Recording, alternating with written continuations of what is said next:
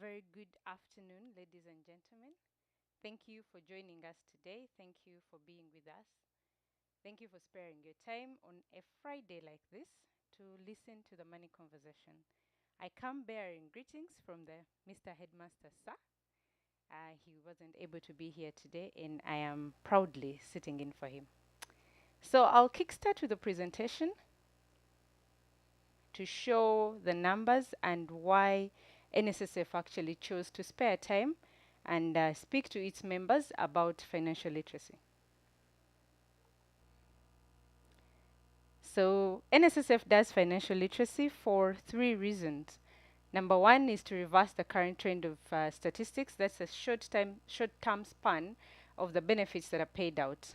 NSSF did a survey once upon a time, and realized that members actually work hard, save with the fund, qualify for their benefits, and use the money in 2 years, which is quite sad because we spend almost 30 years, 20 years in the workplace, and you eat your retirement pot in just 2 years. So financial literacy is here to equip you to make sure that you actually don't make the same mistakes like the people that went on the journey before us. The other point is to build a financially aware citizenry. So we do this to help our members understand financially, understand the things about money as they're still in employment and as they're still in the age that actually makes money. We also do this to make sure that we, the people that have joined in today, understand the options that we have throughout our lifetime. So these are the numbers that actually make people around me or people at the fund a bit sad. I'll give clarity on the two numbers that speak to NSSF itself. Um, we all see the 17 trillion fund and we are all excited that yes, our savings actually make 17 trillion. But the sad part is only 6% of us that save with the fund actually own 50 million and above. So that means the people that hold the 17 trillion are actually the least number of people. And also, just for you to remember that yes, NSSF does actually pay out benefits, and on average each month we pay out above 100 billion Uganda shillings to qualifying members. Like yes, every day that we wake up alive, someone qualifies to actually pick their NSSF, and we pay out about 100 billion. So that's it about the numbers. Welcome once again, ladies and gentlemen. I'll dive into today's topic and why we are here today. My name is Anna Maria Sanyu. I work at the fund as a customer financial advisor. But aside from that, I'm a mother of two, Jeremiah and Malaika. I know this is kept, so one day they will hear their names. I'm a wife to one husband, Mr. Mtunji Stefan. And I love financial literacy. I love speaking about savings. If you're my friend and I have not told you about savings, then we need to rethink that friendship. Yes, so I did a little bit of reading and I found out that Uganda has a very young population. Like we all hear that. We all hear Uganda has a very young population. But to what end? Sadly, or nicely, we have 46% of Ugandans below the age of 14. 46% of Ugandans below the age of 14. So this makes this conversation today actually very, very paramount, because guess what? As me and you are tuned in today to learn about financial parenting, we have so many people that we can go back and actually help understand this topic today.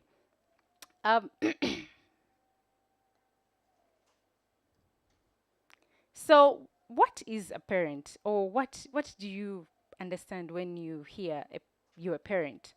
So some say a parent is your mother, is your father. But according to the Merriam-Webster dictionary, a parent is a person who brings up and cares for another, irrespective of biological ties. So you can be a parent even without being biological. Yeah? And parenting in itself goes beyond biological connection. It involves making decisions on behalf of the children. So as a parent, when we say you a parent, we think you're going to set boundaries, you're going to instill discipline, you're going to you have the privilege and the responsibility to serve as a role model to a person that you're actually calling a child of yours. Yeah. So as we're doing this parenting thing, we tend to forget about the financial bit. I know there are so many shows that are talking about parenting and all, but here today we are here to talk about parenting, but mostly focus on the financial part of parenting.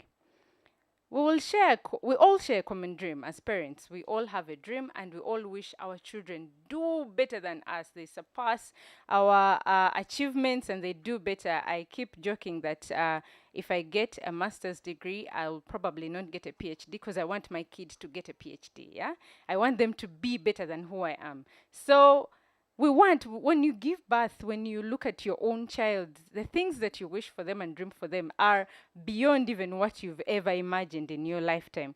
But as we are doing this, we are instilling spiritual grounds in them. We are talking to them about values. We are talking to them about all these things. We are taking them to the best schools and educating them. But are we preparing them for the life that actually comes? You see these days there are memes of people saying, I didn't think 30s will be like this. Eh? Like you see someone saying, what I expected when I move out of the house of my parents and what I'm actually going through. And you see a guy eating a maize when at their parents' home, they would probably throw it away or they will throw a tantrum that they're actually eating maize. Yeah. But are we as parents right now instilling the money conversation in our children? Yeah.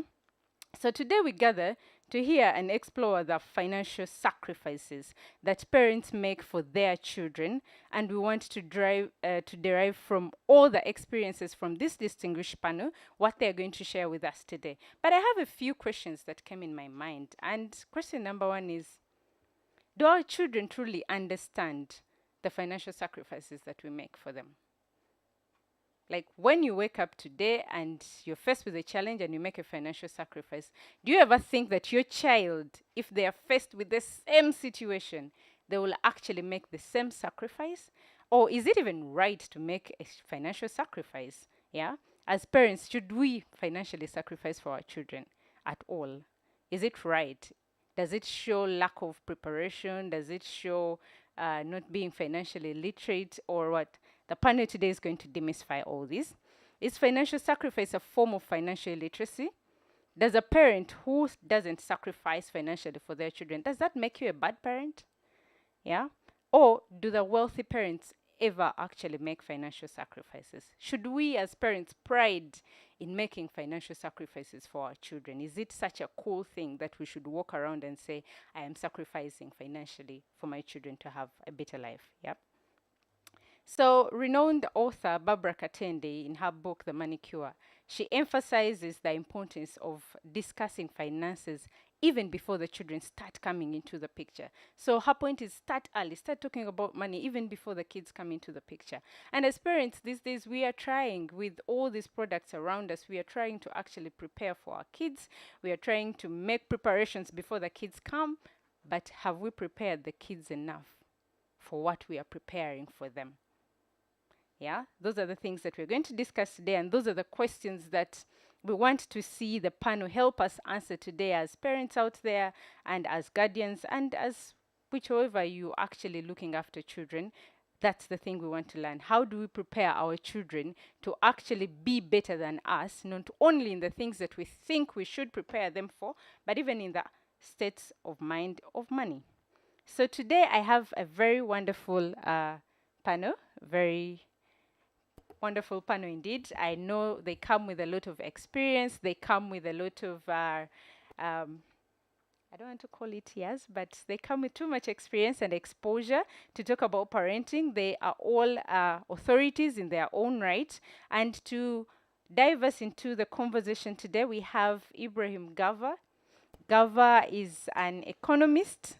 He holds a bachelor's in development economics and is currently pursuing his master's in economic policy. So he's a Land Fellow, yeah? Gava has worked with several institutions, but most recently he worked with the Uganda Insurers Association as a public relations and marketing development officer. Gava is also a photographer and a professional MC. Talk about a man with many talents. So together with this panel, they're going to discuss today, the topic today, Parenting Chronicles, tales of financial sacrifices, values, and lessons learned. I will not spend any more precious time because I know what they've prepared for us is very, very needed to our lives as parents and to our lives when it comes to money and how we use it and utilize it. So, ladies and gentlemen, welcome. Thank you for joining us. And Gava, please. Thank you very much. Thank you very much, Anne, for that lovely introduction. Once again, allow me to welcome you. Allow me mention that at one time, an American entrepreneur, businessman, and a renowned author known as Robert Kiyosaki once mentioned that the main reason people struggle financially is because they have spent years in school but learned nothing about money. The result is that people learn to work for money but never learn how to make money work for them. I wanted to begin with that quote because it's very, very important. The money conversation becomes very important for us because as we continue to grow, we continue to make a lot of money, but we also continue to make sure that our children thrive. As introduced, my name is Gava, and I have a panel of a gentleman and a lady that I want to introduce briefly, and definitely they will jump into the conversation to really tell us who they are and how they understand the topic. Allow me start with a lady on the other side. This afternoon, ladies and gentlemen, we have our viewers. We have a lady who grew up in a Christian-founded home and growing up in a home where farming was a lifestyle, but her DNA wanted more in a colorful life beyond just hoes and pangas. This was a motivation for her to work hard to join campus, where she graduated with a BA and a diploma in education. She is a mother and a retired teacher who introduced music, dance, and drama at Bweranyanje Girls. So if you are OGs of Bweranyanje, I think it's very important that you listen in. One of the things that she did at that time, the OGs of Bweranyanje will clearly know this, that at that time she introduced MDD, and she received national recognition for that contribution, where they won 3 years in a row. So that clearly mentions that she's done well in terms of introducing amazing ideas. This background clearly defines that she's grounded on the topic of discussion. Ladies and gentlemen, our viewers this afternoon, let's welcome Ruth to speak to us. Ruth, please greet our viewers and introduce yourself if there's anything I left out. And after that, I'll come to Stephen. Ruth, the microphone. You can, thank you. Thank you very much. Almost everything was said, but I must add that I'm a grandmother. I have 28 grandchildren. And apart from farming, I'm still involved in education institutions. I serve the community. I continue serving in the church. I'm a very busy person. Yes. Thank you very much, Ruth. Friends, as you can see, Ruth is, when you talk about a grandmother of 28 children, that's quite a number. But also, too, it is very, very important for you to note that she has 36 years of experience as a teacher, but also as a parent. And that's why when you talk about Parenting Chronicles, Ruth is a strong pillar in our conversation this afternoon. Our next speaker, because at NSSF gender is very, very important, we decided to blend it with male versus female. So we brought in another gentleman. And our next speaker, who is on stage this afternoon, was inspired by a story of the 24 American astronauts that made a trip to the moon between the 1968 and 1972. This grew his love to doing extraordinary things and his journey in ultimately becoming an engineer.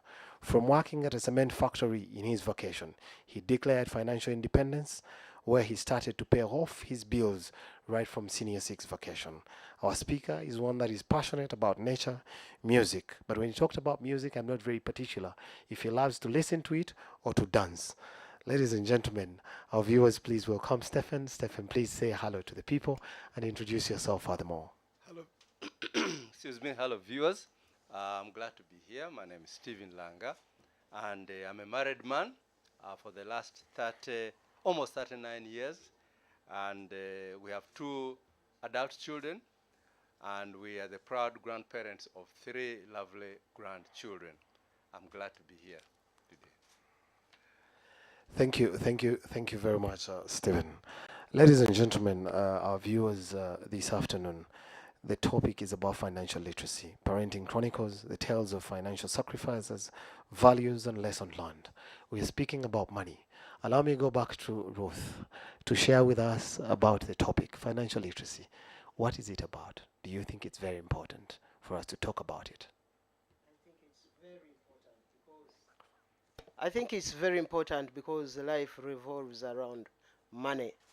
If you are to buy food, if you are to move from one place to another, if you are to educate your children, if you are to build yourself a house, money must be involved. So, all of us need to know about money, how to earn it, and then how to spend it. And the earlier we do that, the better.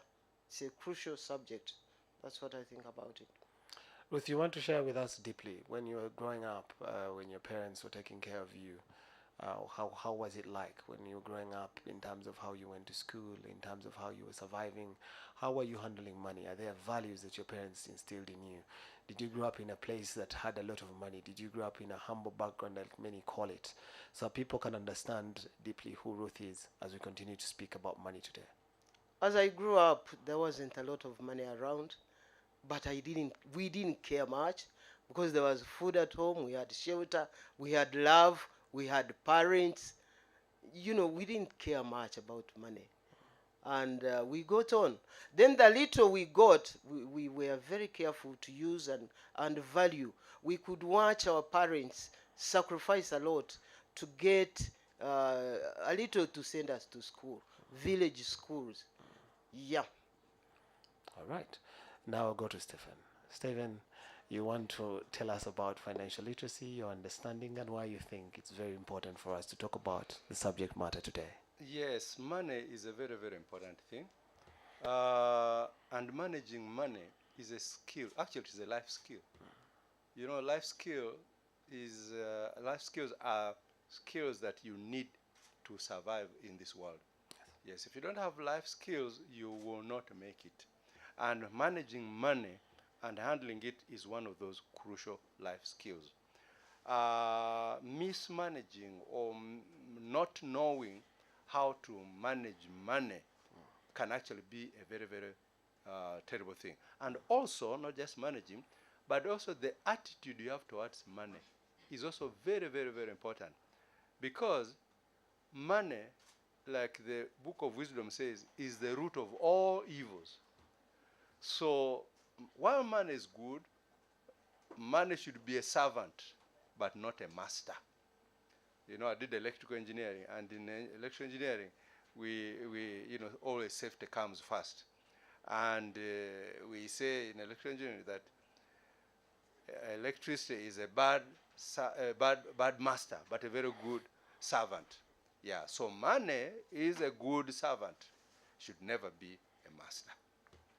I wanted to add on and say, Yes. really, money is not evil. Money is having The money love is not of money. exactly. Yes. It's the love of it. Did I say money is evil? Yes. Oh, sorry. When you take It's it the to love extreme, of money. It's the love that's of when money. it's Exactly, bad. the love of money. Yes. Yeah. Otherwise, money is Oh, good. we all need money. We Yeah, do, all need don't money. we? But the love of it. If you love money more than people, you love money more than other things, then it's a problem. Yes. Yeah. Thank you very much. Thank you very much, Ruth and Sunday. And now I want to proceed with a conversation about financial literacy. Borrowing the literature from Bank of Uganda, financial literacy is the knowledge, is having the knowledge, skills, and confidence to manage money well. Three things come out clearly there: knowledge, skills, and confidence. And all of it right in the remarks that Anne shared in the beginning of the webinar, we talked about how we wish the best for our children. And I want to now come to our panel this afternoon to sort of understand what are we doing correct. The good thing is that all of us here are parents. The only difference is that me, I'm not yet at a level of grandparent, but all of us are parents. And now we want to understand what are parents doing correctly what are parents not doing correctly? The conversation of money in homes. Because we all agree that at one point in time, every home has had a piggy bank or eggy bank, depending on which one you want to subscribe to. But the journey of the eggy bank or piggy bank, the way you want to look at it, has started with dropping in a coin or two, and the parents continue to inculcate values of savings into their children. But as we continue the journey of savings, we have not seen it through the value chain of now to invest the money, because the value chain of understanding money and how to use it ultimately has to get into investment. But you find that on many occasions, the parents that have started with their piggy banks and given their children savings to save from their small monies, their pocket monies, they've continued to use these monies in their homes and save slowly. But over the years, you also find that through the weeks or two or month, they go back to the piggy bank and pick out the money and use it maybe on a home necessity, maybe to buy a matchbox, maybe to buy a candle. So you realize that the value chain throughout for saving has not been maintained to make sure that our children can understand money in its full cycle. I want to go to Ruth to tell us, what are parents doing correctly in your journey as you are raising your children now that you're a grandparent? What are some of those things that you did then that you want to improve now? And I want to share this cocktail of, so that you can share with us a blend of your understanding throughout this matter. What are parents doing correctly? What are they not doing correctly in terms of money when it comes to their children in parenting? First of all, First of all, I think parents should really love the children and love them well and love them all, no discrimination. Give them the confidence. Give them an opportunity to look ahead. Give them knowledge to know that they can do better in life. They can be independent. They can plan their lives and move on. Love them and give them the confidence. Then model out life for them. Let them see you live the talk. Are you saving yourself? And can the children see you develop from your savings? Maybe parents would think it should not be the way. But a child must see what you're doing, must know that what you are doing is going to benefit you in the future, and keep discussing. I think we are not doing it correct. We don't discuss with our children. We don't talk with them. Not all of us do. We think they are too young to understand, or we think they don't matter. But these are very important people who are going to serve the nation tomorrow and be able to look after themselves. So why don't we discuss the issues that will concern their lives? So let them know about saving. Let them see you save and even develop from your savings. And then they will say, yeah, I think it's useful. Dad has saved this. He has given up this, kept the money, and now he's doing something better. So that they learn from you. Let's model out life. Let's move with them. Let us make them see what we are doing, appreciate it, and then we can be sure that in future they too will be maybe like us if we are not mismanaging our money. Ruth, you talk about the journey of parents and seeing that their children are able to pick from them. And I agree that parents out there are saving. And certainly you'll find that, they have different systems through which they are saving. And there are some bad traits, some bad habits that probably affect the ability for parents to save or their children to be able to save. Do you want to share with us any of them that probably will affect their ability to save? Oh yes, being wasteful. Being wasteful. A child must know that these resources must be kept very well. So must treat them very nicely and treasure them and not waste them away. The most important resource is time. Some children like to waste, even parents waste away time doing work which is not beneficial, which is not productive. So let them know right from the start that you have to be a good custodian of the resources which have been entrusted to you. Let them look after their books, their clothes, their toys, and not mistreat them and throw them around because they cost money. Let a child know that they are useful and they need to be kept well so that they can last longer. Show the child that when she's without that toy, life is not going to be easy. Maybe she will treat the toy well. So there are other things that have to be looked into, like looking after resources very well. Ruth, thank you very much. I think you share a very valid conversation. I know of a home where the parent has decided to create a model where the child only gets one toy at a time. And until that toy is maintained for a minimum of 1 month, that's when they can get a second toy. And I think that's very, very critical, because you find some homesteads where the child probably, or the children in the home have a room that is full and plenty of toys. But what kind of values, what kind of lifestyle is it inculcating in them? It kind of puts them in a lifestyle where they feel like it's abundancy, and sometimes abundancy is not the true story. But you also hear of stories lately where children go to school and they have pocket money of 1,000,000 shillings. But a child who goes to school with a pocket money of 1,000,000 shillings, what more they are going to, what are they going to use that money for? And what kind of way are they going to start to understand how to hold money and appreciate it? And now when I talk about school, I think about Stephen. Stephen, you want to share with us? I know that in your daily life, as you work in your lifestyle, you have started a program that speaks to schools, that speaks to children, that speaks to students, but also gets parents involved in there. Are there conversations of money in the conversations that you take to schools and parents? Yeah.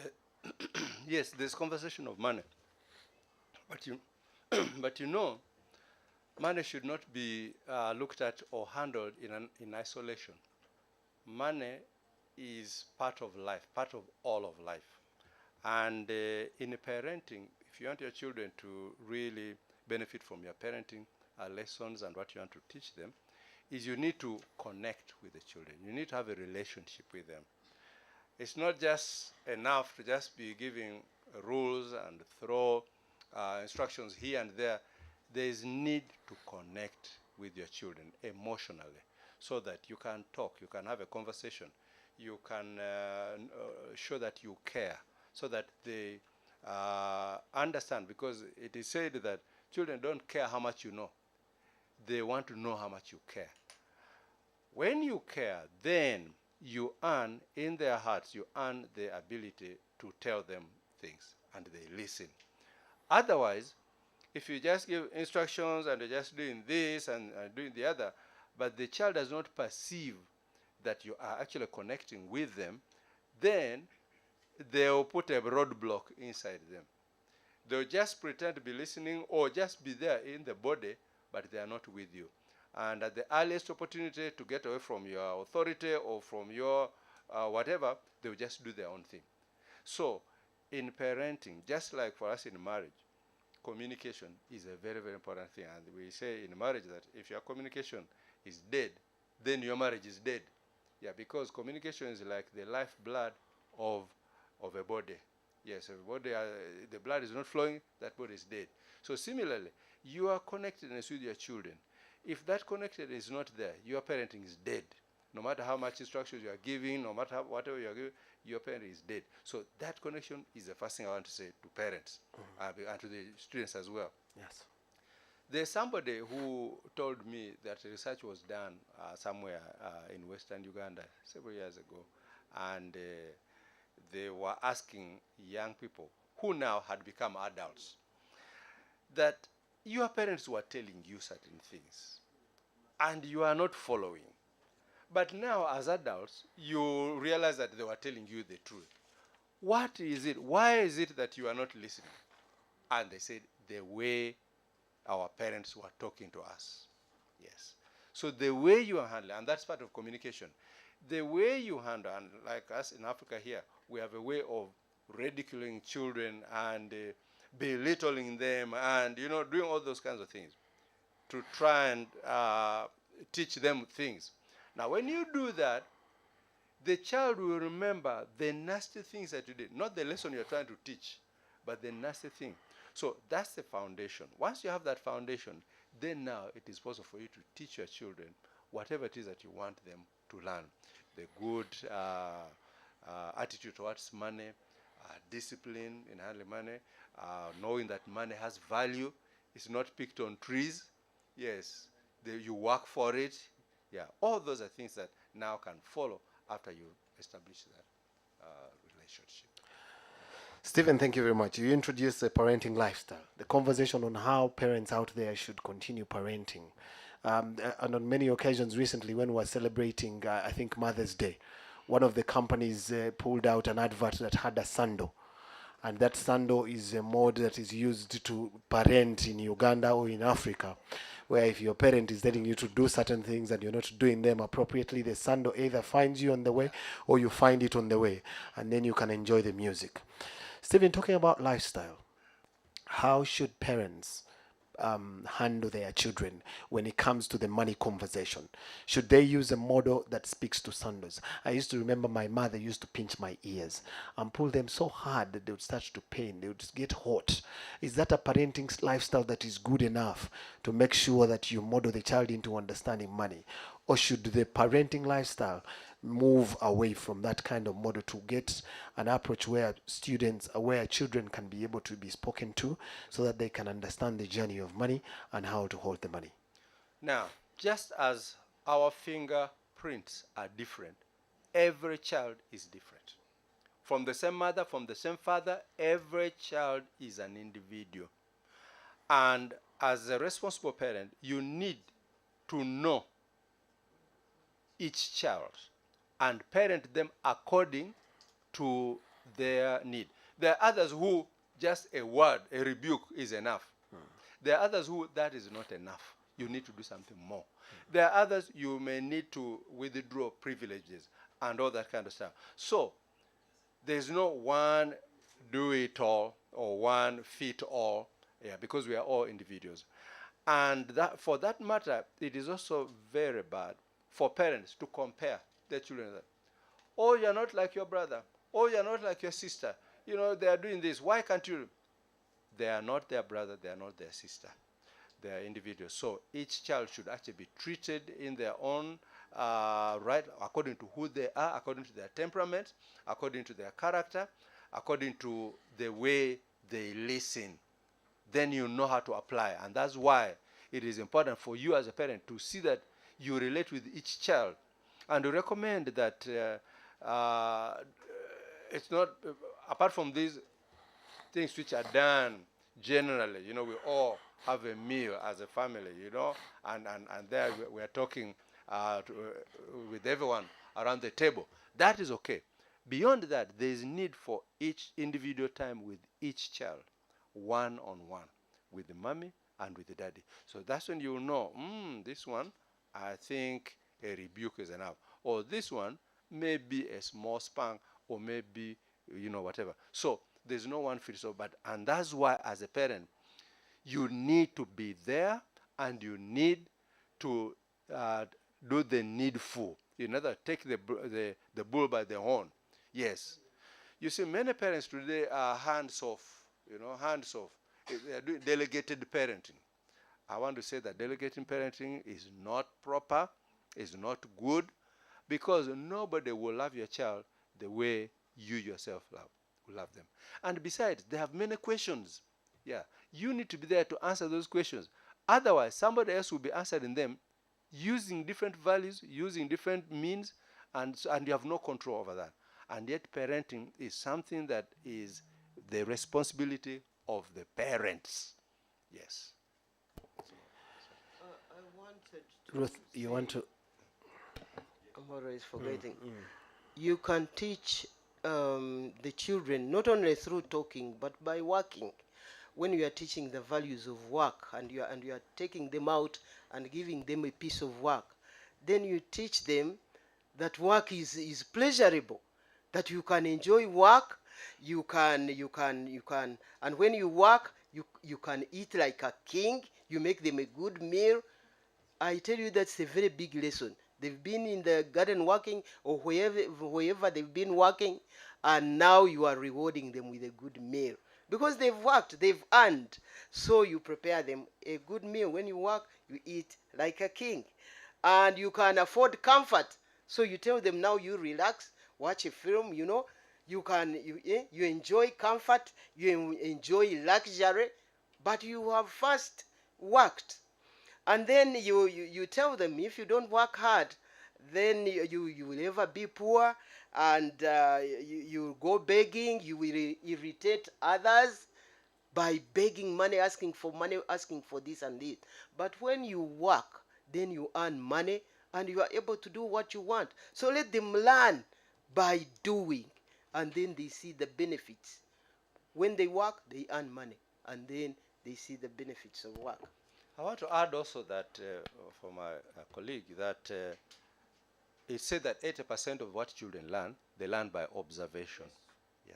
So they are watching you, what you do, your attitude, and all that. All those are lessons going in, lessons are going in, lessons are going in. So what my colleague is saying about working is a very, very, very important thing. You want your children to work, you work hard. Then they will see, mommy works hard, daddy works hard, So they will pick it up. So that is very, very important, that being an example is a very, very good thing. Otherwise, if you are giving a different example and you are saying something else, in fact, they say toddlers or little ones do what you say, but teenagers do what you do. Yes. So you may be saying this, but you are doing the other, they will follow what you do. More like. Stephen, you want to tell me that line again? I find it very interesting. You're saying that toddlers do what? Toddlers do what you say. Get out, stop this. They will do that. But teenagers Do? what you do. Okay, thank you very much. I want to go to Ruth. Ruth, I know that in your background as a teacher, you want to share a story. On many occasions, as parents, once we pay school fees, we think that all is done. Now, once our children come to school, should we think that the money conversation somewhere somehow, maybe in commerce, or somewhere somehow, maybe in entrepreneurship, somewhere somehow in math, the money conversation is likely to appear? Should we just now continue sleeping, or should we continue enjoying our lives thinking that the money conversation is sorted? Are there models in school where schools now have started the conversation of money? Was it there back then or not yet? So I want to start with the conversation of, should parents relax now that children have been paid for school fees? They should not talk about money conversations, or should it be a two-way conversation? Once they move from the schools, they come home, the money conversation should continue still in their homes. A lot of what a child learns comes from home, comes from the parent. He sees, he hears, he appreciates. So the parent should not miss this important subject, as we earlier noted that he needs to teach financial literacy as early as possible. I remember when I was active in teaching, we suggested that Ministry of Education should put down financial literacy as an important subject and teach it throughout, from primary to university. I don't know whether that curriculum has come up, but in addition to what they learn from school, the parent should do his best, should start teaching how to use money, how to not use only, but earn, how to earn it first and then be able to use it. This important and famous funnel, there has to be many ways of earning money, not even one way. And then when you are spending it, you have to be very careful. You watch how they use their pocket money. You budget, they should draw a budget, and then go according to the budget, and when they come home, they should give accountability to the parent. And you can actually see. I remember at my time, I didn't expect more money from home, so I used my pocket money carefully throughout the term, and to save transport and a bar of soap for my mother. And I thought I was doing very well. So you teach the children on budgeting, even their pocket money. Let's give this financial literacy right at home and not depend on schools only. Thank you very much. I want to come on that very point, Stephen. Stephen, I know that now you're interacting with parents. And what Ruth talks about is very, very critical. That now in the parenting models that you're speaking to parents in terms of parenting lifestyle, because I know that in your work you've also created programs that speaks to parents. Is it something that is critical to mention to parents about financial literacy? Have you already started the conversation? Do you have some of the examples that you want to share? Because now one of the live examples we know is the piggy bank.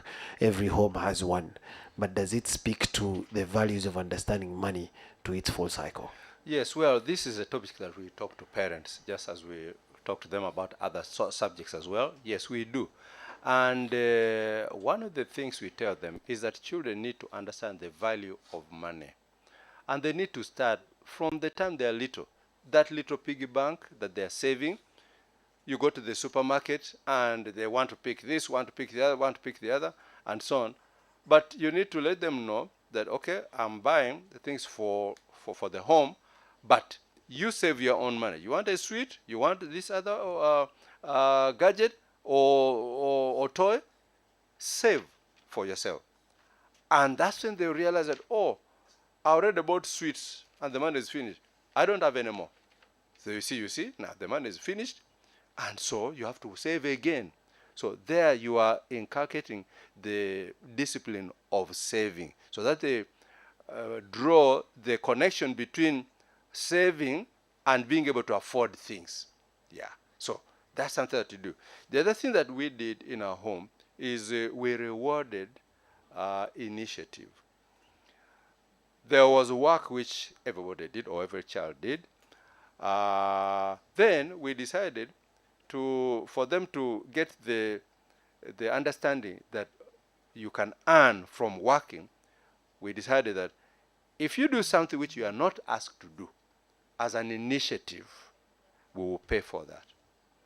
And I tell you that, people went, dirty places, the ventilator which are not cleaned. Somebody went, oh, I've cleaned the ventilator.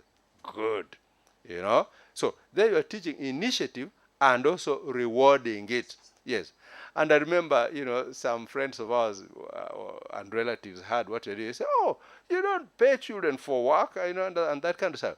But you see, we knew what we were doing. We are teaching the value of money and the value of work and the value of saving.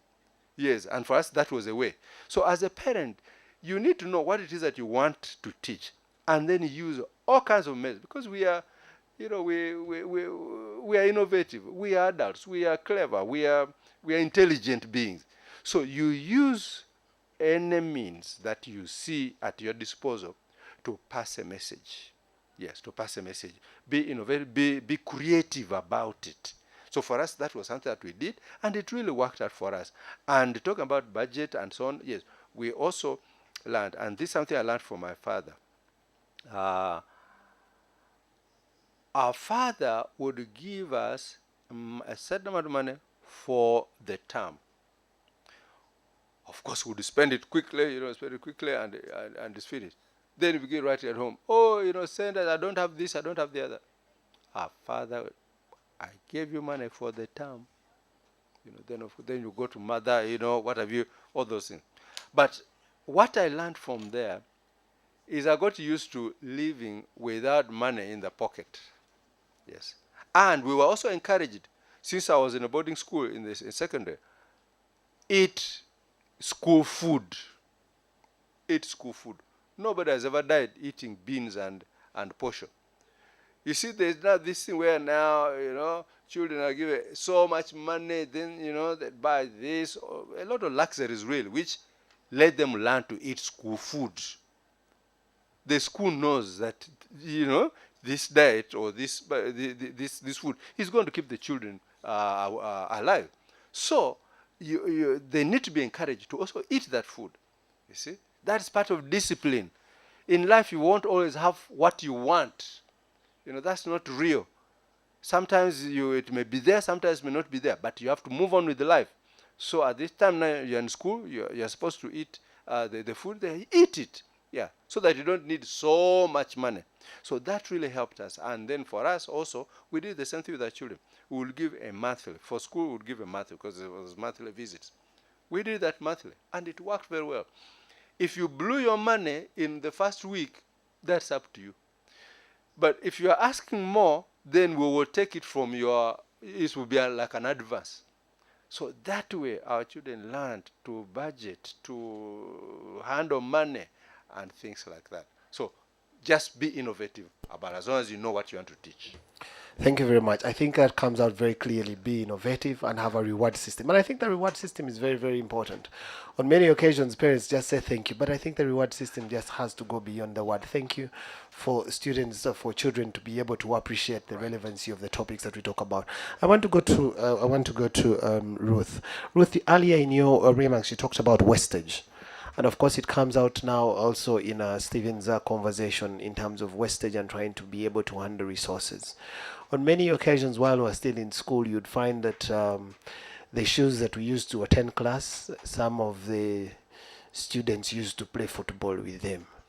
And on the other occasion, you would find that one of them is you losing maybe the key to their suitcase. And so at the end of the day, they will bang the padlock to, make sure that they open. Sometimes they'll lose uniforms. Sometimes they'll lose books. This speaks to a bit of waste. Does it affect ultimately the savings mechanism or spirit that children need to have? I wanted you to just sort of give us a narrative on how that affects savings and ultimately affects the understanding of the child to be able to appreciate how to utilize resources.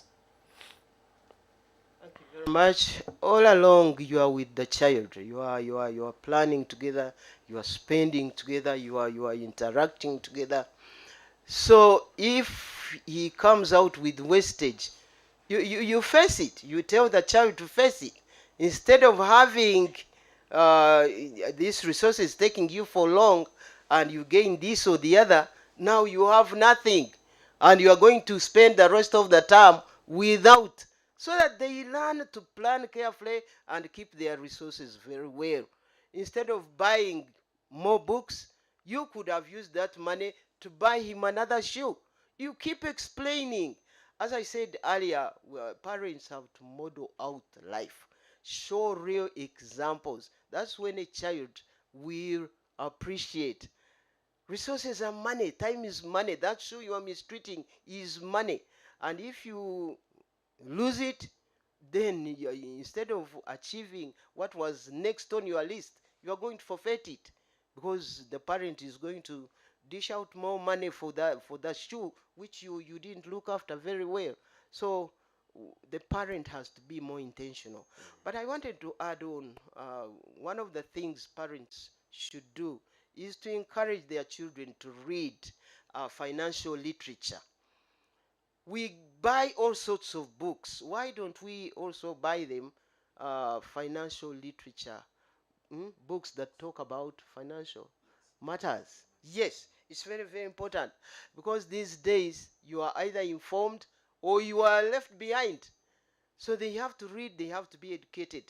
And then they should also encourage the children to listen to older people, more successful people, role models. Listen to them. If I tell you I missed here, then you take the point seriously. You make sure you too don't follow suit. You be more careful with the resources and you don't turn out the way I turned out, because some of these stories are really with tears, when they wasted their lives, when they wasted the resources, when they wasted. But and when you share that experience with the child, and children should listen and take note and also watch out their lives and make sure they don't mess them around. There's something I wanted to add on what my colleague has said. Natural consequences. You see, that is part of parenting that is very, very needed. If you play with your toy, you are told, put your toy back inside after playing with it. You leave it outside and it is stolen. What a lot of parents today do is they go and buy another one. Now that you are not helping children. When children get into trouble, then immediately you come and you patch up, you give excuses for them. That is not, they are not learning anything. Life has consequences. They need to know that if they left their toy outside and it was stolen, then they will do without it. Okay, you see, you left the toy, it was stolen, or you wasted something. Now we can't have chicken or whatever. Maybe you wasted the money for the week. So now we can't. So another, the issue of natural consequences is a very, very big lesson teacher. Parents need to allow children to face the consequences of the wrong decision that they've done, so that they learn from it, because that's what parenting is all about, you know, is to learn from our mistakes and things like that. But if we don't allow children to learn from their mistakes, then we are breeding very, very irresponsible citizens who will not be able to survive in this world. Because in this world, there are consequences. Yeah, there are consequences. So they need to learn that. Thank you very much, Ruth and Langa for the talk that you have shared right there. And we come out clearly on finances and how to handle money. I want us to go back a bit on on our our theme: tales of financial sacrifices, values, and lesson learned. And earlier Anne talked about sacrifices that parents have made. And I want to leave sacrifices because I know parents out there every day continue to sacrifice. In your regime, in our regime, they continue to sacrifice. I want to talk about values. Ruth and Langa, I wanted you to tell me about and share with our viewers when it comes to values. What are some of those key values that you think will create a foundation for the child as they continue to grow and create the narrative of understanding money, and as they continue to grow, it models them into individuals that fully understand the money conversation? I will start with Ruth, because I know that she has experience in that space as a teacher and also as a parent. I talked about love. As you love the children, you expect them to love you and love their siblings and the people around them. It's one of the most important values. And love encompasses even other people. In your home, there are other less privileged people whom you care for, whom you help. Children also have to learn to help other people, to share their resources with other people. Then integrity. Can they keep what they were entrusted with? You have to teach integrity. We talked about hard work. They have to work. They have to work and not waste away time, because time is money. And to be able to gather money in the pocket and then you are able to be able to spend it on what you want, it takes a lot of hard work. It is not something you earn overnight. It takes a lot of time. So they should value those resources of time and hard work, and then they'll be able to forge on. Then stewardship. I talked about it briefly. They have to be able to value what they have and keep it well and be answerable as they invest. Even we have to teach them little investment, by the way. We don't need to think that these small investments, like having a few chickens around the house, or goats or cows, that it's a bad idea. You are facilitating what you will fall back to. The children can sell off those chickens and buy whatever they want, can sell off the goat with the permission of the parent and be able to buy what they need. Or that cow, by the time they finish school, the cow has multiplied. So the children need to have good stewardship, look after the resources, and be able to make them multiply so that they can be financially stable in future. Thank you. Stephen? Yes, I want to first of all begin with every child to be helped to understand their value, who they are and their value. You know, we relate with the world from the platform of who we are. So understanding who we are and our value is very, very important. You see, the world judges us or values us in three areas. Values us whether you are pretty or not. Values us whether you are rich or poor. Values us whether you are clever or not. You see? Now, a child may not have the looks. A child may not have the money. and the child may not have the IQ. So what does it mean to that child? Now, these are really fake parameters, but it's what we use. Oh, you see what they have. Oh, you see the house they have, and all that. We need to help our children understand that the value of a person is out of the content of their character, of who they are.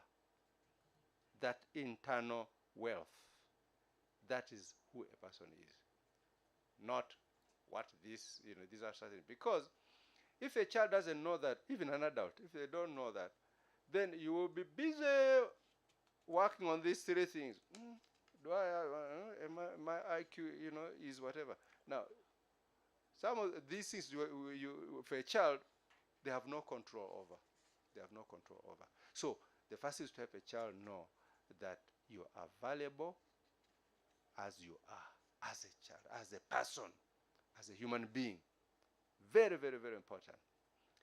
Then the second thing that we need to help our children know is that relationships are the most important thing in life. Not money, not position, not possession. Relationships are the most important thing in life. In our parenting course, there's an exercise we do with people. We ask them, suppose you have 50 more years to live. Write down 3 things you would want to accomplish and achieve. And people write down, I want to build a mansion, I want a big business, and ranches. Then, make a list 2. Write down 3 things you want to do or to accomplish if only had 3 more months to live. And be realistic. Don't say, I want to travel around the world. You don't even have a passport. Be realistic. Yes. Under your circumstances now, what would you want to do? And I tell you, when you compare the list of 50 years and the list of 3 months, it's very sobering. Very, very sobering. Here, I want to spend more time with my children. I want to spend more time with my husband. I want to pay my debts. I want to get saved. I want to, these are what you see in 3 months. Yeah. And then we tell people that, okay. And then we do the one of mansions and wow. And at first, because as Ugandans, we love things and so on. For some people, you see, if you don't have an investment, if you don't have, then the question comes eventually. Suppose you're on your deathbed. Which list is more important? This one with the ranches, with the title deeds, or this one with relationships? And that's when people wake up and realize, oh my God, relationships are actually the most important thing in life. Because when you are dying, the ranch is not there. So these, and then we tell people, when you prioritize this relationship, you will handle the things very well. But when you prioritize this and ignore this, you live a very miserable life. Yes, you'll have all the money, you'll have all the whatever, but life is meaningless. Life is meaningless. This is where the meaning of life. So those are things that children need to know, because many of us have the priorities upside down. Priorities upside down.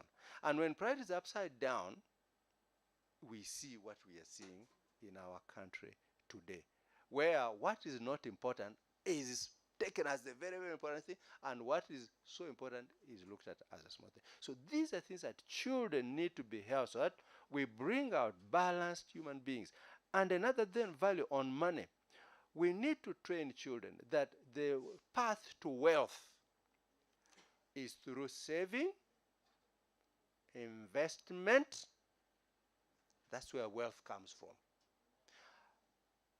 Otherwise, in Uganda today, from what children are observing, as I told you, they observe, the way to wealth is steal in Uganda. We don't say it, nobody will, but the children are watching. They're seeing the only way, steal. So we need to show them that, look, the way is invest, no matter how little. Rather save first. Yeah, save first. Yeah, save, and then after you save, you invest what you have saved. That's the path to wealth, and that's the path the right way. So those are things that our children need to be helped. I wanted to add on this fact of relationships. Yes. I wanted to add on and say we need to teach some kind of networking. Yes.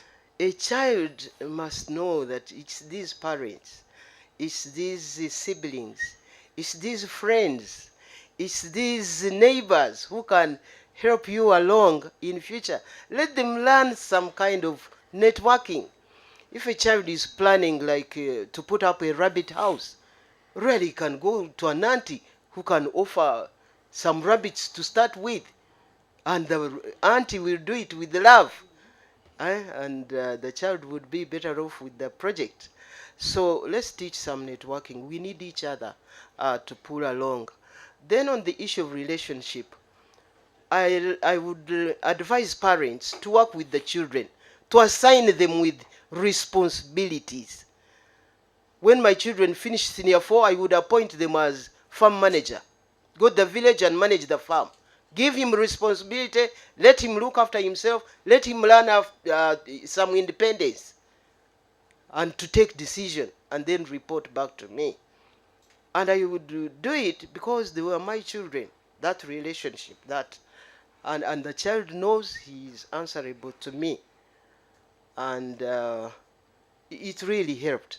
Even when I saved up a bit of money, and I would tell them I was saving for a house in Kampala. Then when my firstborn was at the university, I would say, go and supervise this little money. Go and build on that plot. If the shelter is up to wall plate, then we shall halt. You go back to school. I also go back to work. Then when I save more money, we build it up to the roofing level, and so on. But the boy grew very responsible. He knew he was the eldest and had to help me. By the way, I forgot to tell people that I'm a widow. But all these years, I managed to raise the children because we worked as a team. And I would tell them how I was earning the money, and they were partners. And then I would give them responsibilities. They would help me to supervise it, and the family would go ahead. Thank you. Thank you very much. And those are values that we're talking about, our viewers, this afternoon. And the question is, what kind of values are you instilling in your child out there as they continue to understand the money conversation? I wanted to proceed with the discussion, and I wanted to ask, when you talk about responsibility, Ruth, when you talk about responsibility, should parents give out loans to their children? Is it a way to also groom them into understanding how to hold money? Because today when you go to banks, they'll give you numbers of people who have failed to pay back. But also when you go to children and they go to school for one reason or the other, they will outspend their pocket money and they'll call you back and say, Mommy, the pocket money is over, the grab is over. Is it a model that you think that parents need to also start with their children, to give them soft loans and tell them that this is your loan portfolio, and if you're not paying back, this is what is going to happen? Because you talked about responsibility, and you also mentioned that in your remarks that you noticed that your children, through responsibilities that you gave them to on their farms, they were able to grow, and you'd see them understand the relevancy of taking up certain challenges. So should it be an area that parents can focus on, that if your child spends money beyond what you have given them, then you get into a space where you have to give them a loan and they have to pay back? Maybe Stephen Yes, I Stephen think. would give Yes, an, I okay. think. Yeah, I think for us, that's what we used. Yes. Yes. If you blew your money, then we give you as a loan, pegged to what you are going to earn in future. So yes, a parent can use it. Yes, to teach that discipline. That, yeah, once I get this, that is it. Yeah, because you see, we need to help our children learn that when we say something, we mean it. You know, we would go to places with our children, and they would just tell them, okay, you go do this, and our children do. And parents wonder, how did you, train your children? Because people, as parents, they say, then they threaten, then they whatever, and then they raise their voices. That's when the child does something. But you see, that's not good, because it means that the child soon learns that the first time you give an instruction, you are not serious. Yeah. So they wait until you are really serious. That's when they will do whatever it is. And so when you say that, okay, we shall be giving you this on a monthly basis, then mean it. Mean it. If they blow it, of course, if an accident happens, or say, yeah, you're sensitive to that. But if it is just carelessness, then you need to enforce the law, or the rule. You got to enforce it, because that's one of the ways to actually help bring up a responsible person. Uganda today, we have a very big problem of lawlessness. Traffic lights, people just, they say this, they do the opposite. Why is that? Because we've not lacked authority from home. We have not lacked authority. And but the reason for that also is because we have a lot of fatherlessness. Yes. We have many fathers around, but we are, as a nation, we are fatherless. And you see, it is fathers who instill discipline and instill the sense that there is law here, there is authority, needs to be respected. When they tell you to do something, you do it. So if you don't honor that, then you are just increasing lawlessness, which means that you say something, but it's not really serious. So you need to enforce. And don't put a law, or a rule rather, if you are not willing to enforce it. And don't make a threat if you are not willing to follow through if it is violated. Yeah. You see, children function well with boundaries when they know, as long as I'm within here, I'm safe. They don't have this erratic thing where it's not clear, when you're in a bad mood, then, you just sit them around, or when something has gone wrong, then they can't predict. No. Be a kind of person where the rules are clear, are well communicated, and people know what the boundaries are. And they know that when they are within the boundaries, they are safe. When they infringe on the boundary, then something happens.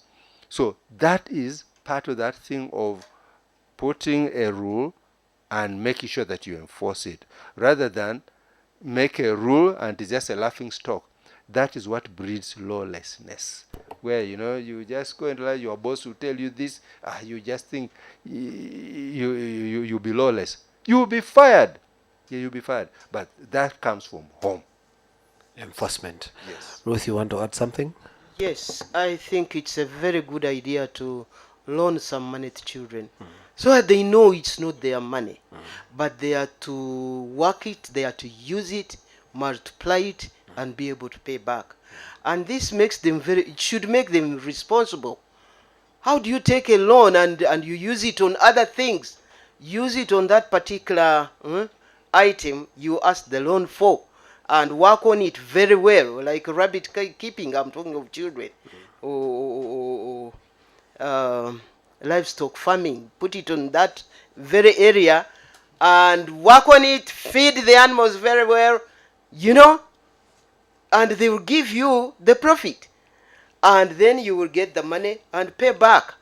So I think it can make the children be responsible and know that the money is not theirs, and they are to pay it back and respect it, and not just use it on other things, but the very thing for which they borrowed it for. Thank you very much. We are discussing money, and we are saying that how should our children hold money, and what is the money conversation with your children in your homes. Ruth and Stephen, I want to share with you a small story.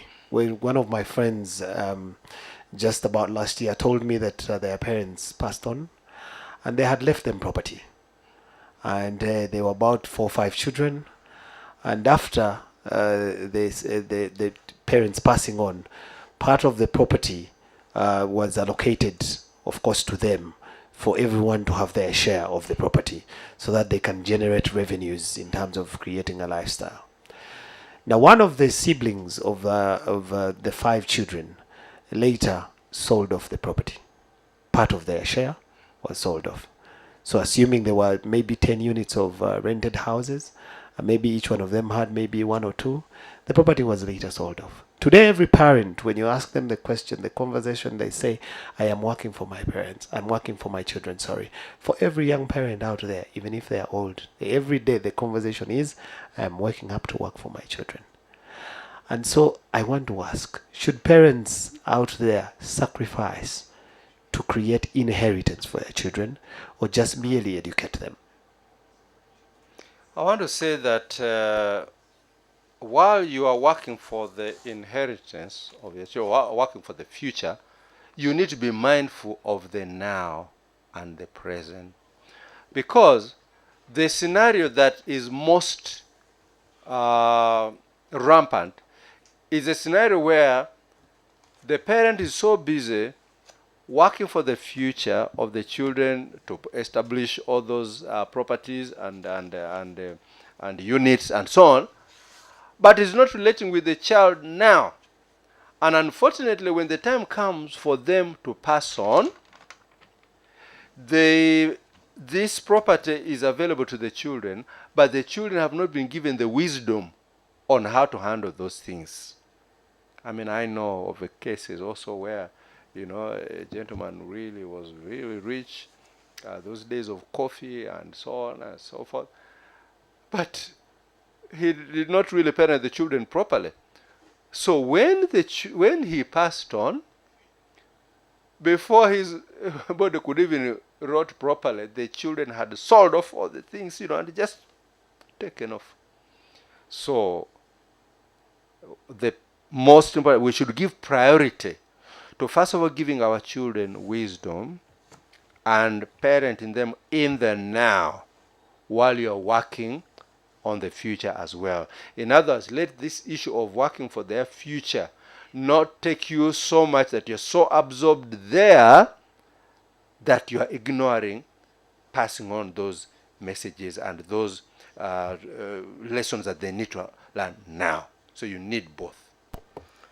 I also think both are very, very important, because even you as a parent, it gives you meaning to your life, and inheritance shows you had love for your children and so on. But when you are raising the children, make sure they are responsible. Make sure that they are even independent. There is a man who recently chased out 3 graduates out of his house. I educated you, I gave you everything. Go and make your own money. Go and build your own houses. Go. They cried, they hated his dad, but they have turned out to be very prosperous. They suffered a little bit, but they developed stamina and did business and did work and looked for jobs, because suddenly they realized they don't have to depend on their parent. And a parent so I like this parent who went to court and said, this property is mine. It's not for the children. Huh? Let the children work for theirs. If eventually a parent chooses to give them inheritance, that is his choice. And the children should know that that is additional luck, additional property, additional money. But they should have made their own. Make it very clear to them, this property is yours and your wife and your children, while they need to be looked after. But if they've grown, let them go and make their own money. I totally agree with that, because as a parent, you need to help your children know that they need to make their own. In our family, our father, left, a lot of land and all that kind of stuff. But he gave us education. He gave us education. And I'm privileged to be the heir.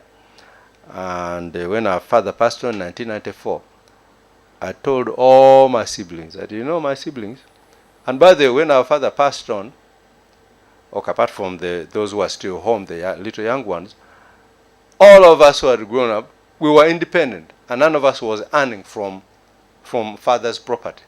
So I told everyone, let nobody look at what our parents have left. No. You survive. You are educated, so this will just come, like she said, just as a bonus. Additional. Yes, additional. But let nobody be there waiting to survive on this. No. You are educated, so So that is is the way to go. Yeah. Stephen, you in your bio when we were interacting earlier, I noticed that right from your S6 vacation, Yes. you started to work Right. and you started to pay your own bills. Yes. Children today go up to campus and also finish campus and they still survive on their parents. What kind of mentality did you have? What kind of values did your parents instill in you so that by the time you leave S6 in vacation, you had that kind of approach to say that this is my time to start taking care of myself? The first thing, as I mentioned earlier, was my father did not give up. He could have. I mean, he was doing well. He could have lavished us with a lot of money. But he only gave us what we needed. And we would cry and we would do whatever. Give them. So that developed the ability to live with very little money. Very little money. And that is a plus. That is a big, big, big, big plus. Because most people, are just lavish, and that lavish lifestyle is not good for developing wealth. Because in developing wealth, you need, that ability to be thrift. So that helped me. That was the first thing. Then, because I'm the first boy, and they will tell me, okay, the rest are looking at you and all that. So I realized, okay, there are still others who are still younger than me who need Muze's money. So since I got a job in S6, in a cement factory, so I earned a little money. Then I realized, well, I can relieve Muze of myself. And indeed, that's what I did. So even the money that I used to go to Nairobi University, that took me to the bus that took me there, was my own money. And then fortunately, when I got to university, I got a scholarship. I got a scholarship where I could have gone to any university in Africa, but they chose for me, since I was doing engineering, they chose for me to do my engineering in Nairobi. So because of that, I was earning boom. I was getting some boom. Now, of course, I saw what some of my friends were doing. Some of my friends who were in a similar thing were drinking, university life, and and all that. I was thrift. I was actually, running my affairs. I was even able, as a student, I was able to help some of my siblings. I remember one of my sisters used to have dental issues, and things were very bad here those days, the days of Amin. I was able to help my sister come and get some dental in Nairobi as a student, because of just controlling my money, the discipline which I had already got from home, to learn to live with the little and to learn to maximize the little that you have. And so from there, of course, I graduated and I worked in Nairobi. The rest is history. I've never gone back to my late father, or whatever, to lend. If I go to anybody, it is a loan. You are lending me, and I give it back, but not help. Stephen, today the young people, once they make money, the next thing they are thinking of is to drive a Subaru, is to drive a Mercedes Benz. What message would you have for the young men out there to sort of pick some values from you, to start to know that I can start to fend for myself as an individual, not on my parents? What message would you have for them? I tell those young men that there is time for everything. Rome was not built on one day. And you've just graduated, you want to buy 30 years, you have a house, you have a what, that you are driving. That is not realistic. I tell them it takes time to stabilize financially. It takes time. And you don't need all these lavish things. They are not necessary. What we did, was, as we were beginning to work, we got about 3 or 4 of us. We were all bachelors. Let's all go in one house. So we rented one house. And imagine, we had nothing. In fact, the first landlord in Nairobi, he was the one living in his house. So he was removing his things for us to come in. And so we were telling him we are ready to come. So he was like, where are your things? Where are your things?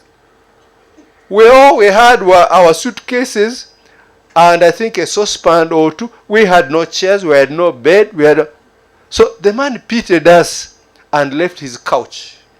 He said, okay, you bachelors, yeah, you start with this couch.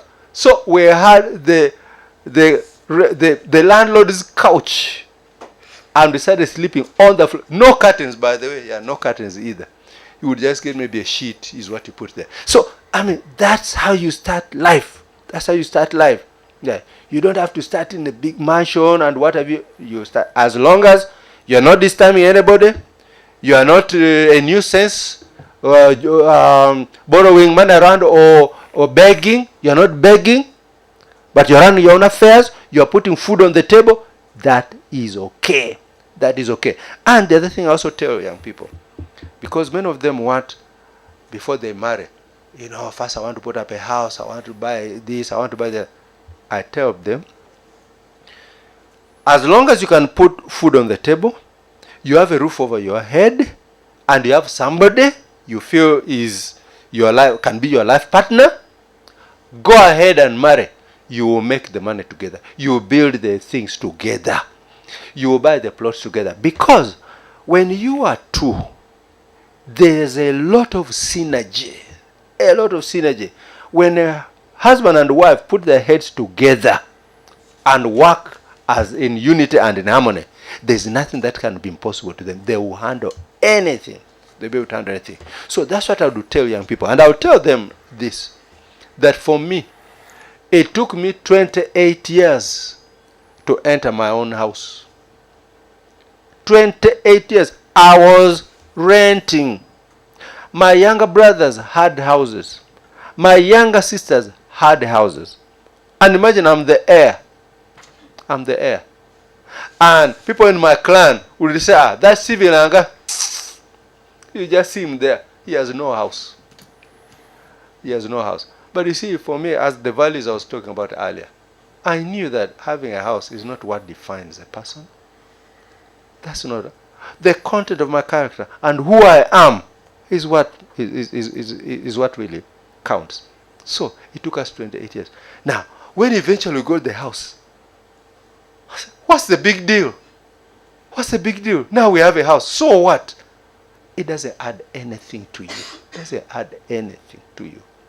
Whether you have a house, whether you don't have a house, there are great people who changed history. They never had houses. Yeah. So, as a young person, you need to know that time, everything has its time. And don't be rushed. And by the way, there's somebody who told me, after we got our house eventually after 28 years, he told me, Stephen, you have proved that it is not worth bending your values because of external pressure. Because I was under pressure from friends, from family, from where, everywhere, as you can imagine. But we knew what we were doing. We knew what our priorities were. And I was an honest man. I was in the boards where I could have stolen money and built. I could have easily stolen money and built. But I decided I don't want to go that way. Until we were ready to be able to afford the house, that's when we did it. And so, there's a right time for everything. Me now, I can go and sleep like a child. Nobody is waiting for me that I stole their money or whatever. I can, So, that peace is there when you follow values. And so, don't bend your values because of money or because of what you don't have. Keep as a young man, be a man of character. That's what you need, a man of character. Because as you're a man of character, that's when you'll be able to have a stable home. Okay? You'll also be able to, a stable parent who will be able to help children to turn out right. Because children are looking at your character, and if your character is fake or is not proper, then even if the children you're going to have are going to follow a bad example. Thank you very much. I think the message comes out clearly. I like the fact that you tell the young people out there to find their partner and they start the journey of marriage together as they work Yes. together. And I think it's a message out to the ladies who always wait for the young men to make a lot of money for them to accept. I think it's important you start the journey together. The moment you have done with the campus, you start on a journey. I want to go to Ruth. Ruth, I know that in our conversation you started a family way early when you had just finished your degree. I wanted to find out in terms of the challenges. Did you face any financial challenges at the time, and how did you overcome? Because sometimes it's nice to share true life experiences as a young family, because I'm aware that you are pursuing your degree, but you also, after your degree, you got a diploma as well. But also through that, you are also able to start a family as early as that. Please share, did you have any challenges at the time as a mother, as a young couple? And how did you overcome them? Because sometimes it's nice to tell a story through that. We were two and we were working together, sharing the challenges. So we got on little by little. I remembered we started with a bed, then we worked and got what to use the utensils in the house. Then we bought chairs together. Then we bought land together. Life was being built slowly, and then one child came. We could manage, although I was a student, but I wouldn't advise the girls to marry at the university as I did at my time. These days are really challenging. You first finish your course and then go into family. So I had to divide my time to the family, to the children, to the family friends and so on, and then to the books. But because we were two and we were working as a team, we managed. But I wanted to say that parents, we need to teach these children to look ahead. To look ahead. There is life after high school. There is life after that job. Why are you rushing to use all the money on a Subaru? Then after that, there is life even after that paid job, that when you are retired. Then what? So start planning and don't be excited. But invest and build up your resources, build up the money, and you will enjoy better. Let them teach the children to look ahead. There are very many things which are to be done, which are still ahead, and you have to plan to get there slowly. It's not a matter of rushing. Then there is the idea of relationship we talked about. People may rush to buy Subarus and so on. What about the parents? He might be in a house with a leaking roof. Surely the parents sacrificed for you. I remember I had lost my husband, but the education of my children became a project. I put all the money in the education. I might have failed to build a house, and then a child becomes more prosperous and forgets about me. It would not be fair. It would not. At least you first get your mother a house, or I would undergo not buying great shoes and so on, but ensure that the children went to school. So after school, after you are a bit more, you've started earning and you are a bit prosperous, look back to these relationships which last. Your mother will always be your mother. Your father will always be your father. Your sister, who was not as fortunate as you. I talked about teaching children to love other people and care for them. Surely there are things you could do in your community. It's not all about you. As we raise children, it's not all about themselves only. There are other people, even the community. Thank you very much. Thank you very much, Stephen and Ruth. I want to jump into online comments and questions, and of course, I'll allow either Ruth or Stephen to comment on either of the questions that I'll share. I'll start with one that has been posted by a parent, and the parent says that children know more about reproductive health and its challenges and nothing about money. I'm going to repeat that children know more about reproductive health and its challenges and nothing about money. How do we change the narrative to make sure that homes now know more about money than reproductive health? Stephen, you want to... Yes, Yes, that is a very serious concern, and I'm glad that there's a parent who has noticed that. You see, this reproductive health is being promoted by an agenda.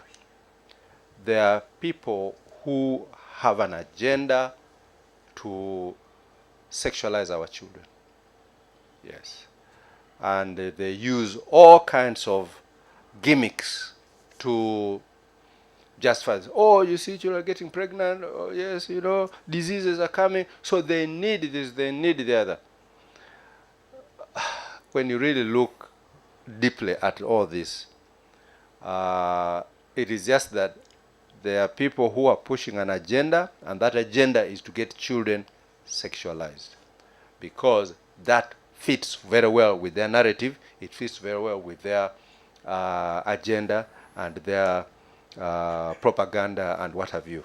So that's why the parent has to come in. The parent has to come in. You see, especially fathers. Fathers, one of our roles as fathers is we are the protectors of our families, our wives, our children, and our household. Okay, everybody under us. As a father, you are like the watchman, both physically as well mentally, from social media, you know, what have you. Anything that is coming to injure or attack the family member in any way, as a father, is your role. It's your role. And that's why, fathers, let us wake up to our responsibility as protectors, so that we can shield our children from all this filth that is being brought to them. But I recognize that is a problem, and you see, these people also taking advantage and of the fact that parents are kind of neglected. Yes, yeah, are neglecting the children. And actually, they're the same people who have engineered that. They've engineered the separation between children and parents. They want to remove. So this whole thing of giving children rights and all that, it's not in good faith. It's not in good faith. The idea is to separate children with the parents. Then the children will not be free for you to really take them wherever you want. So it's a big agenda, and not only in Uganda here, it's an international agenda, and as parents, we are the ones who have to fight that thing and protect our children. Ruth, I cannot leave you without saying a comment when it gets to children, because I know that as a head teacher, you interacted with so many students. The conversation of reproductive health versus money. How do we change the cycle to make sure that now our children can get to know more about money? I think it will start with us parents, and then at a later time we shall request the government also. I think there is a lot of knowledge about reproductive health, but on financial literacy, almost nothing. I'm happy NSSF is coming out to educate people.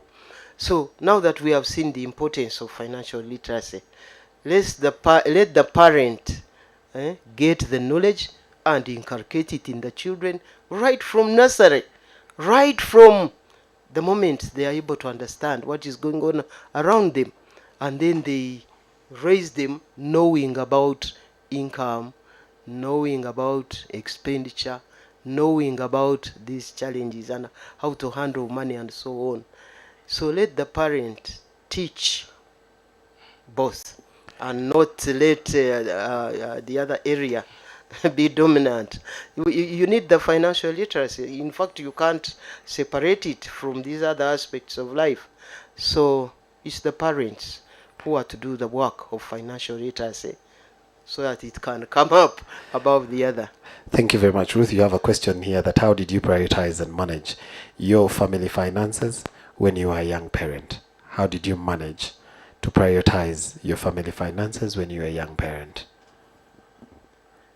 There are lots of things I've not told you about me, but you heard I grew up in the church. I'm a God-believing person. And I always seek his counsel and wisdom.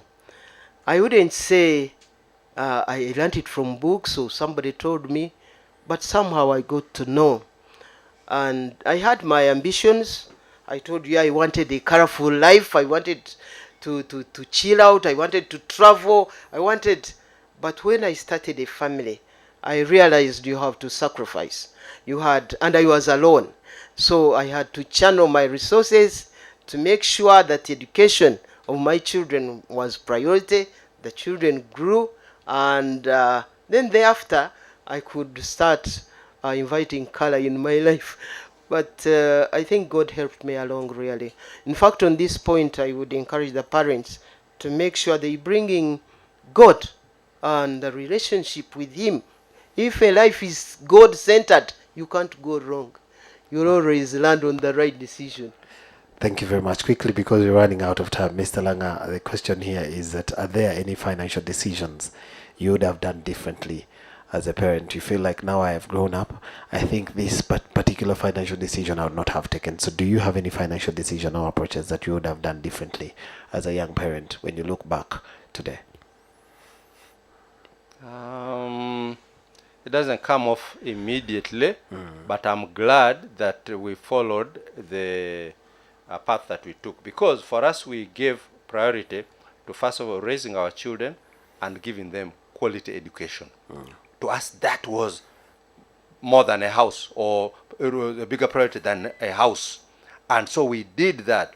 And that's where a lot of our resources went. Yes. And also, the other thing that we did is, my wife is a graduate in economics. She's an economist, Boston University. So she came back, and then we got married. But while our children were still very little, she stayed home. She stayed home.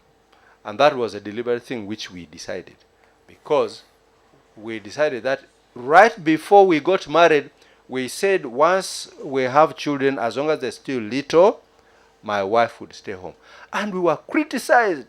People are like, oh, that education. And my wife would tell them, why is it that my children are the ones who are not looked after by a graduate mother? Why not? Yes, why not? And so my wife looked after our children. When people see our children today, they say, you are lucky. And my wife tells them, luck has nothing to do with it. Luck has nothing to do with it, yeah. We paid the price. We gave the priority at that time. And we gave our children the best that we could. Now they are adults. They give us so much pride, so much pride. And my wife, by the way, for ladies, who may think that if you stay home, it will remain there. No. My wife tells them that life has seasons. For women, there's a season to bear children. There's a season to raise them. There's a season to go to the corporate world and win the world. My wife tells her friends, that before, when she was staying at home, she would love to travel. Would she ever travel and things like that? Later, my wife got a job, which, she was the HR executive for an organization that had branches in 6 countries. She traveled. And I remember one of her friends told her that, for you, God has given you the kind of job which we women just dream about, to make a point. Because you sacrificed when the children were little, and now you are everywhere. So my wife just retired about 5 years ago. But that's what we did, and that's the line we took, and we don't regret taking that line. Stephen, thank you. You mentioned that when your wife came back, you mentioned that she stayed home to take care of your children. Yes. Today we have young parents who have work pressures, standard of living, and day in, day out they have to be in offices to make sure they fend their homes. What message do you have for parents, and specifically the men out there? Because on many occasions you find that the women will stay home to take care of the children once in a while. But what message would you have? And is it a comprehensive role that all parents should devote time to specifically handle their children, as opposed to just living with them with nannies and house helps? I think parents are intelligent. For me, what I do is I give you the facts, and I give you the information. Then you take that information to your drawing board and make your life out of that. I would say that in life, there are 3 non-negotiable priorities. Number one, your relationship with your maker. Number two, for those of us who are married, your relationship with your spouse. Your spouse is next to your God, not children. I know that people say, oh, for me, my children are more important to me than my wife or my husband. No, that's wrong. Yes. Yeah. Then thirdly, your children. Now, within here, your job is not yet there. Okay. Now, if you have to add your job, your mother, whatever, you can. But these first three are non-negotiable. You must prioritize those so that any job you take, any decision you make, you should make them while you are cognizant of what are you doing to these three relationships. Now, here's the issue. My wife tells them, and we're even talking to some parents this morning, that these children grow. I mean, my wife stayed, because we had two children, she stayed with me for just 5 years. 5 short years. And you give that child enough foundation. To show you how serious the issues of foundation is, studies show that by the time a child is 3 years, you have given or failed to give 50% of all the values that that child will ever have. 50%. From there, you are struggling with the school, you are struggling with the neighbors to influence the other 50%. But you have this slate or this computer for you to program from the time a child is born to 3 years, which you should utilize very much as a parent so that you program that child to be what you want them to be. Now, other governments have realized that, for example, in Germany, right now, between the time a child is born and the time a child is 8 years, either the father or the mother is allowed to take 3 years of paid leave to look after the child, because they know how foundational those years are. You see, because they've come to realize that if we don't tackle this, there are certain things that are going to be, there's a certain damage which may not be repairable. And later now you're going to be dealing with a criminal. Then they weigh the amount of money to pay these 3 years of this parent here, and the amount of crime that person is going to, it is cheaper to pay these 3 years here. Yeah. So that's why I encourage parents, and especially fathers. And for us in Africa here, it's as though parent is just given to women, and so on. Fathers, I want to tell you out there, father, you have a big role on your daughter and on your son. Children need you as fathers. Yes, mothers are there, and we thank God for them, and they are always available. But as a father, you make a big difference. A big difference. And so I encourage you as fathers out there, fellow men, please go back and look after your children. Participate in looking after them. Talk with them. Play with them. Take them to your office. Let them see what dad is doing, and other. All those are good ways of building relationship with children. Wash the cars together. Go to the farm together. Go to whatever. I mean, all those are great times. And when you do that, when you do that with the children, that will take them for 3 months. Oh, I went out with daddy. Oh, I went out, we spoke. Daddy took me for tea. Daddy took me. That will give your children great boost. So please do it. Participate. Participate and participate. Ruth, I want to come to you. The role of the mother. The role of the mother in trying to inculcate values of money, and how should mothers ensure that fathers are part and parcel of this conversation? I wanted to make sure that I come to you on that matter, because we talked about work pressures. And as we talk about work pressures, remember that lately you'll find that young mothers will probably breastfeed for about 2-3 months, and then before they go into bottles, and so that means they have limited time. How should mothers, or what advice do you have for mothers out there to make sure that they spend more time with their children as they continue to grow? Because as they continue to spend time, they continue to share the values, and the values that speak to the money and growing better. I wanted to make sure that I have a motherly input on that as well. A child has a lot of time with the mother, as you rightly stated it, right from the breast time. The mother is with the child as they grow. Even these days, I see it's mothers mainly even dropping children at school. So use all that time with the child to teach financial literacy. Use it. And we have seen how important children are. They are your seed. They are your inheritance. They will give meaning to your life. What did you put into them? So the mother, use all the opportunity you have. But I wouldn't let the men scot free. While both of you are struggling to make ends meet, when the lady goes, let the gentleman stay at home with the children. And then when she's back home, then the man can also get on with the work. So you have to work as a team. But the mother take up the role. It's important the role. You teach the language, you teach all the habits, you teach the values, you teach everything, even how to dress, even how to feed and do everything. So mothers, take up your role to teach the children on how to spend money, even earn it. Thank you very much, Ruth. Viewers, as we continue to get to the conclusion of the money conversation, Ruth, you'll appreciate that today, the children of today are different from the children of then. In our time, it was very, very difficult to talk back at your parents because before you know it, the sandal will hit you.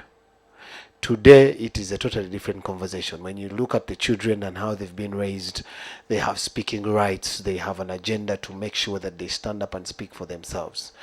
And sometimes they end up being argumentative. I wanted the perspective of you and Langa here to share with us, how do we get the money conversation in there to the students or to the children as we continue to make sure that as much as they are speaking, they also understand the money discussion easily without being very argumentative. Because as we continue to tell them to save, they will ask us, for you, what have you done? Why are you saving? What have you done? But Daddy, you do this. How do we make sure that through the journey, we make them understand that the key role here is to save, invest, and see how to plow back into your business? I could probably start with Stephen here, and then I'll end up with Ruth there. There's a saying. There's a saying that in the right key, you can say anything, but in the wrong key, you can't say anything. And that comes from, we all have done a bit of music, and you know that when two people or three are singing, if they're in the same key, there's harmony and everything moves on well. But if they're in the wrong key, it sounds very awkward. Even to your ear, you feel like it's not right. So what that means in terms of what you're talking about here is that you need to know how to get along with your children and how to be able to communicate with them. When you get that right, and that's getting the right key, then you can talk anything. You can talk money, you can talk reproductive health issues, you can talk future, anything. The key thing is to be in the right key, and The that right means key. that, the right key. Then there you'll be able to do it. But if you're not in the right key, even if you have the best ideas, you will not be able to pass them across, and your parenting will fail. Thank you very much. I talked of modeling out life. Move with the child. Let him see what you're doing. And all along Ruth, you are get closer. talking. All along you are communicating. The child is learning from you. And let me tell you, the children of these days are very brilliant. A lot has been exposed to them. A lot of information. They can research, they can read, and that should give the parents an opportunity to discuss money matters all the time. As you move together, as my friend said, to the market, to that entertainment hall, to the garden, everywhere you are together, you are discussing. So don't withhold this valuable information. And to whom much has been given, a lot is required. With all these computers around, teach your children, let them research and learn about money matters, and be able to tell you what they've learned. And they are free to ask questions. They are free to give you their side of it. Really, we can do a lot with our children these days. Thank you very much. As we finalize, in the beginning, Anne shared a statistic that said that only 5% achieve financial independence after retirement. That is a very huge statistic. And the reason as to why NSSF continues to drive these campaigns on financial literacy is to make sure that we have a statistic that grows beyond at least 80%, to make sure that individuals are financially independent. That means that somewhere, somehow, people do not manage their money well. But Stephen and Ruth, you'll appreciate with me that the conversation of how to handle money will end up in retirement. We want to make sure we manage money well so that by the time we retire, we are financially independent. Ruth, now that you're retired, you want to share a story. What is it that you did right? What is it that you could have improved? What message do you have for young people there? When should they plan for retirement? And also come to Stephen to share his story. Get to the parting shots. One thing that helped me a lot was a realization that life was not going to remain static, that there is life after a season. There is life. So I planned for that life. As I worked, I would save. I would invest in animals. I would put them there one at a time. So when I came to retirement, it became a fallback. By the time I came, those 2-3 cows I had put there had even produced. And as I worked, I kept saving and buying land. And so that land is able to sustain these animals.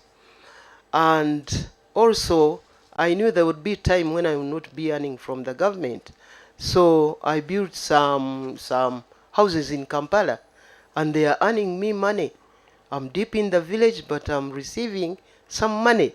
So it's that planning ahead, a realization that life goes on even after you have retired. Life goes on. Thank you very much, Stephen. Yes, we also realized the same thing, and we saved, and we are now actually living off our savings. And beyond that, we are doing something which we love. The work that we do, building families, parenting, talking to young people, and all this, is something that we love doing. And it is something that we can do with or without money. And we found out that it is actually helping us well into our retirements. I mean, we are all of retirement age. As I said, my wife was the last one to work, which is 5 years ago. But we are busier now than we were even busy then, because of the nature of the work that we're doing. And from there, we earn a little. I mean, we'll give talks, they give you fuel and things like that. So it's keeping us, plus our savings, and we are really happy with our retirement, and we are moving on very well. Thank you very much, Stephen. I am going to get back to you, Stephen and Ruth, to give me your parting shots before we close our conversation on Parenting Chronicles.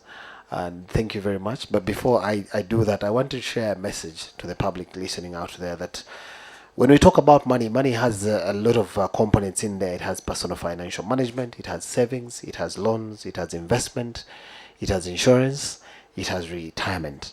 And all these are components and information you can pick from NSSF, you can pick from Bank of Uganda. So it's very, very important that you as an individual, because you can't teach a child that you don't know. So it's important that as parents also get information, and as they equip themselves with this information, then they will equip the children with the information.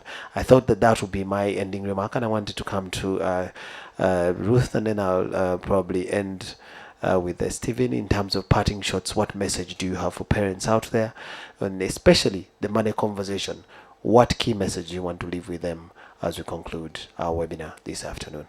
Thank you very much. I would advise the parents to inculcate values in the children, so that as the children have love, have integrity, have honesty, have the hard work, have the good stewardship, really they cannot go wrong.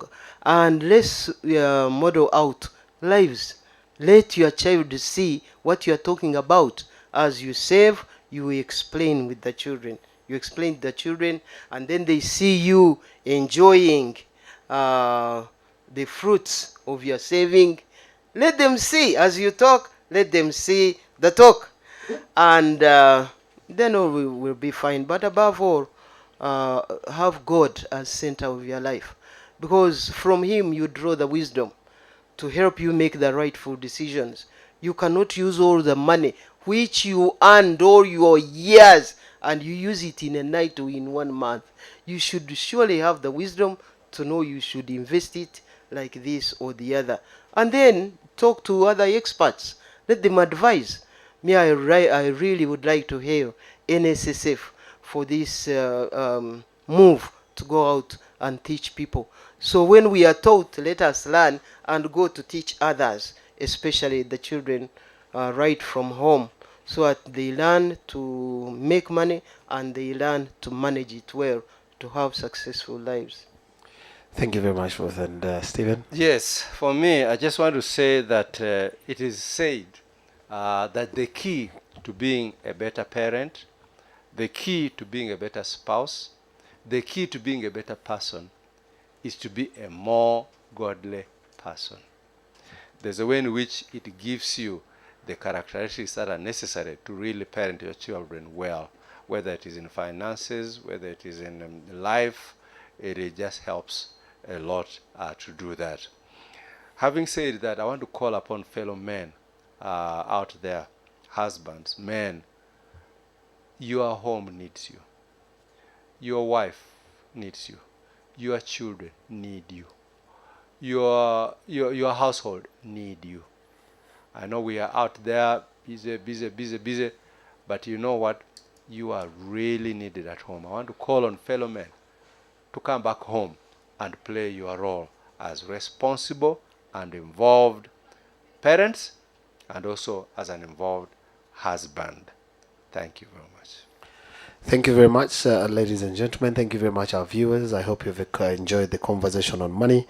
And as we conclude our discussion, we are saying that the money conversation seems to be lacking in our homes, and it's very, very, very important that this money conversation is extended to our children beyond just the piggy banks, to making sure, as Ruth said, to making sure that they understand the value chain, that money has to be invested, and we pick the profits and pick some loans somewhere and use some bit of insurance. And it's very, very important that parents out there, you understand these concepts of money so that you can be able to send them to your children.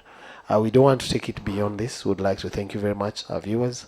And as we finalize, we would want now to take you back to Aisha to close the webinar. Thank you very much. Thank you so much, Ibra, and the panel.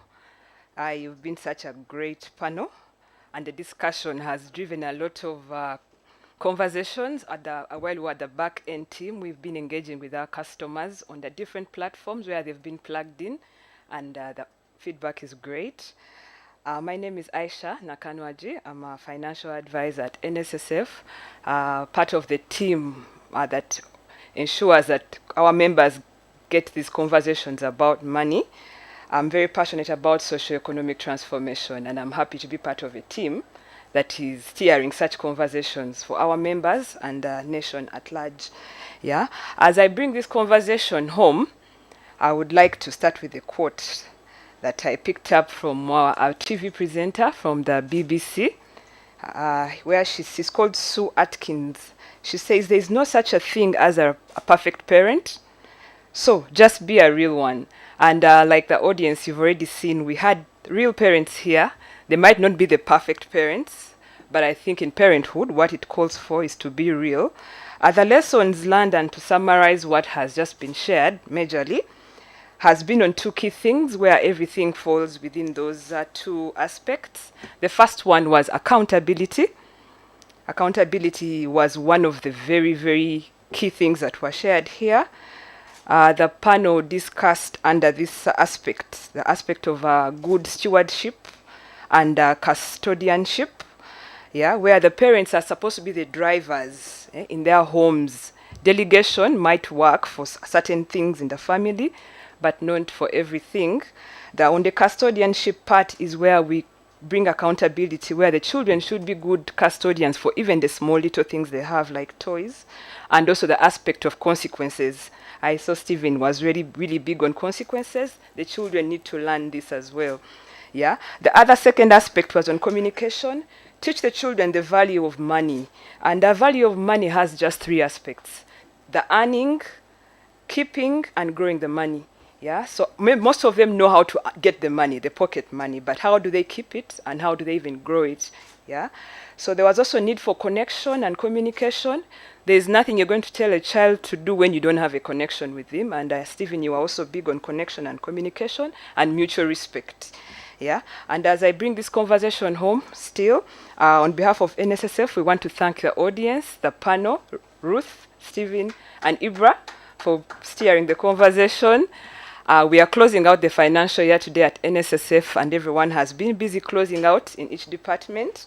We want to thank our members for continuing to trust in the brand and saving with NSSF.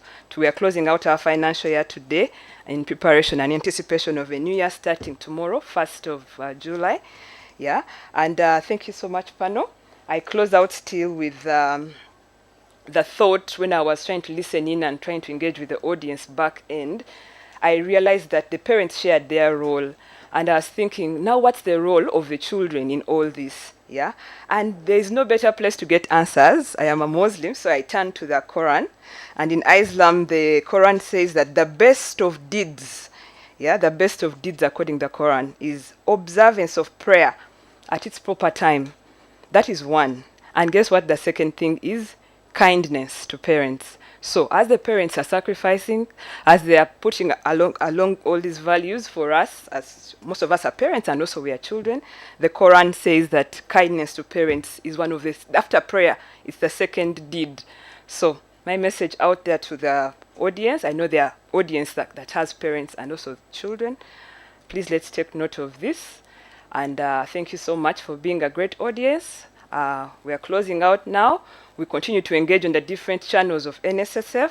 I wish you a very good afternoon. Thank you.